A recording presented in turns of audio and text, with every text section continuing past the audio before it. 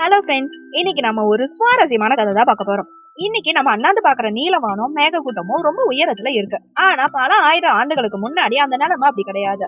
அப்போ வானம் எல்லாமே பூமிக்கு ரொம்ப பக்கத்திலேயே இருந்துச்சு. ஒரு கோடை பிடிக்கிற மாதிரி நம்ம தலைக்கு மேலேயே வானம் இருந்த காலம் அது. மனிதர்கள், மரங்கள், செடி கொடிகள்னு எல்லாமே இப்ப இருக்கிறத விடவே ரொம்ப சின்னதாவே இருந்துச்சு. அந்த உலகத்துல ஒரு பாட்டி இருந்தாங்க. அவங்க ரொம்ப உழைப்பாளியாவும் சுறுசுறுப்பாவும் இருந்தாங்க. அந்த பாட்டி தினமும் மோர் வித்து அதுல கிடைக்கிற வருமானத்துலதான் தன்னோட வாழ்க்கைய நடத்திட்டு இருந்தாங்க. அதிகாலையிலேயே சீக்கிரம் எந்திரிச்சு தயிர் கடைஞ்சு அந்த மோர் பானைய தலையில சுமந்துட்டு ஊர் ஊரா போயிட்டு இருப்பாங்க. வானம் ரொம்ப பக்கத்துல இருந்தனால அந்த பாட்டி நடக்கும்போது அடிக்கடி வானம் இடிச்சுக்கிட்டே வந்துச்சு. அதனால அந்த பாட்டியோட மோர் பானை கீழே விழுந்து உடைஞ்சு போயிடும். கஷ்டப்பட்டு ரெடி பண்ண மோர் எல்லாமே இப்படி வீணா போகுது அப்படின்னு பாட்டி ரொம்ப வேதனையாவே இருப்பாங்க. அந்த பாட்டிக்கும் வானத்துக்கும் இந்த மாதிரி கண்ணாமூச்சி ஆட்டம் நடந்துகிட்டே இருந்துச்சு. ஒரு நாள் பாட்டி மோர் வித்துட்டு வந்துட்டு இருக்கும் போது வானம் வழக்கத்தை விட பலமா இடி இடிச்சுது.